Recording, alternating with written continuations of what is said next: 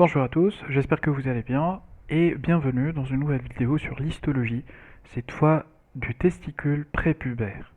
Alors donc au cours de cette vidéo, on va essayer de voir c'est quoi les caractéristiques histologiques d'un testicule qui est inactif, qui ne produit pas encore de spermatozoïdes et qui n'assure pas encore la fonction endocrine.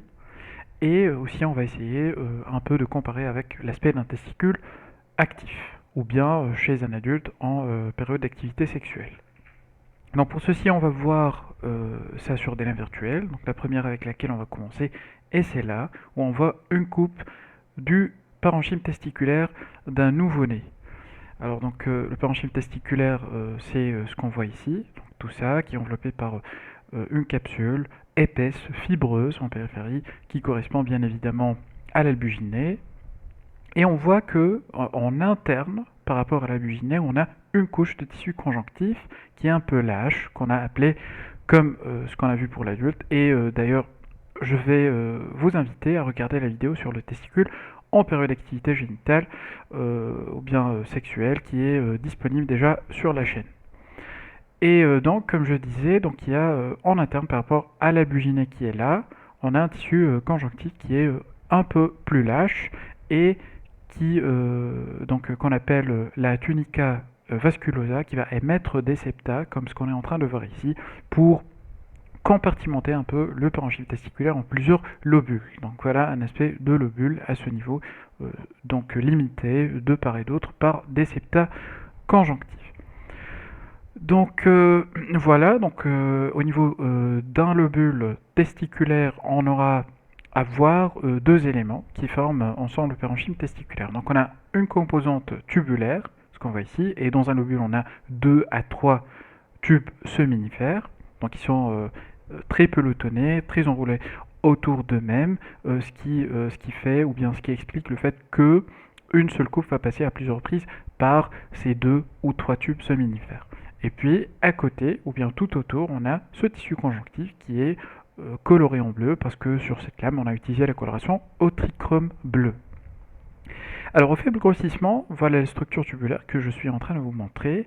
Ces tubes seminifères, ils ont une caractéristique qui témoigne de leur inactivité, c'est l'absence de lumière.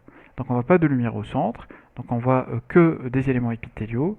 Et puis si on agrandit un peu pour voir l'aspect des cellules qui forment cet épithélium séminal, on va voir qu'il y a deux types cellulaires. Donc il y a un type qui est qui représente la majorité, qui est caractérisé par ces noyaux qui sont ovales, ce qu'on voit ici, ce qu'on voit ici, ici, là, là ou là, et ce sont des noyaux qui ne possèdent pas ou bien rarement un tout petit nucléole. Mais généralement, on ne voit pas de nucléole sur ces cellules. Alors ces cellules-là, c'est les cellules de Sertoli immatures. Puis si on se balade, on va trouver le deuxième type cellulaire. Voilà. Alors c'est en fait des cellules germinales, mais qui sont immatures, qui sont quiescentes, sous forme inactive, et elles sont en fait sous la forme la plus immature, qui est la spermatogonie. Donc ce qu'on voit ici, c'est des spermatogonies qui sont inactives, qui font rien, elles sont là juste en attendant le signal, c'est-à-dire l'activation pour commencer leur division méiotique, pour commencer à produire les spermatozoïdes. Donc et tout autour, on a un tissu conjonctif qui est bien sûr l'interstitium, qui est là aussi un tissu mésenchymateux qui est immature. Caractéristique importante aussi sur un testicule qui est prépubère, c'est par rapport bien sûr aux cellules de Leydig, on ne les voit pas. Alors il faut savoir qu'elles sont là, sauf que leur aspect, il ressemble tellement à celui d'un fibroblaste. Donc ce qu'on voit ici, c'est soit des fibroblastes ou bien des cellules de Leydig qui sont dans leur forme immature et inactive bien sûr. Donc voilà, donc ça a été le premier cas, donc sur une première lame qu'on avait coloré au trichrome bleu. Alors j'aimerais vous montrer un autre prélèvement, une autre lame avec une autre coloration qui est là, la coloration HE. Donc on voit bien le parenchyme testiculaire qui est là, avec tout autour l'albuginée, et puis on voit des petits septa voilà, qui se détachent à partir de la tunica vasculosa pour compartimenter ce parenchyme testiculaire en plusieurs lobules, et chaque lobule, il contient plusieurs niveaux de coupe au niveau des tubes seminifères. Et là aussi, donc on voit cette caractéristique, l'absence de lumière, ou bien une toute petite lumière très réduite, voilà, avec les différents types de cellules. Donc, sauf que là, donc, ils sont moins visibles et on a du mal à distinguer entre les différents types de cellules. Mais les cellules là qui sont présentes en majorité, c'est les cellules de Sertoli, pardon, immatures, et les cellules qui sont arrondies, plaquées contre la lame basale, qui est à ce niveau ici, c'est les cellules germinales, plus précisément les spermatogonies. Donc, je vous montre maintenant une lame que je trouve intéressante, puisqu'on avait sur cette lame pensé à mettre le testicule chez un adulte en période d'activité sexuelle à côté d'un testicule d'un nouveau-né, afin de comparer surtout la taille. Donc on peut apprécier ça, donc la taille totale. Bien évidemment, on aura une taille beaucoup plus importante pour le prélèvement en haut par rapport à celui d'en bas, et la taille aussi des lobules qui va être différente, et surtout la taille des tubes seminifères. Donc voilà, donc je vais essayer de vous montrer les deux à la fois. Donc on voit ici l'aspect d'un tube seminifère chez l'adulte en période d'activité sexuelle. Essayons de le comparer à celui-là. Donc ça c'est un tube, et là cette minuscule structure, c'est un tube seminifère. Donc on voit cette grande différence de taille entre les deux.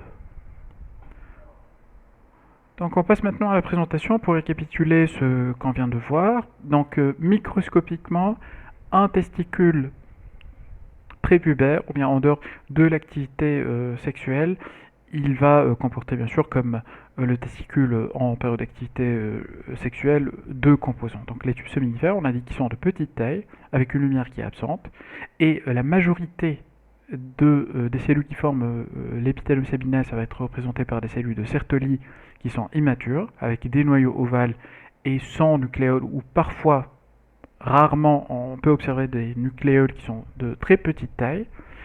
Et pour les cellules germinales, elles sont là à observer très rarement, avec uniquement les spermatogonies, ça veut dire les cellules germinales les plus immatures qui sont présentes. Donc on ne voit pas de maturation, on ne voit pas de division méiotique. Pour l'interstitium, c'est donc il va être présent sous forme d'un tissu mésenchymateux qui est immature, et donc qui va être formé essentiellement de fibroblastes, avec des éléments vasculaires et nerveux aussi. Et ce qui est intéressant, c'est la présence de cellules de Leydig sous leur forme immature, ça veut dire une forme qui ressemble tellement à celle d'un fibroblaste. Donc on n'a pas encore cette forme qui est mature, avec le cytoplasme abondant, et eosinophile avec le noyau qui est excentré, et le nucléole qui est souvent proéminent et bien visible. Donc cette caractéristique de cellules matures pour les cellules de Leydig, on va l'observer surtout en période d'activité sexuelle, qu'on a déjà détaillé lorsqu'on a vu l'aspect du parenchyme testiculaire dans la première vidéo qui est disponible déjà sur la chaîne. Et donc on arrive comme ça à la fin de la vidéo, j'espère que ça a été utile, et on se dit à très bientôt pour une prochaine vidéo.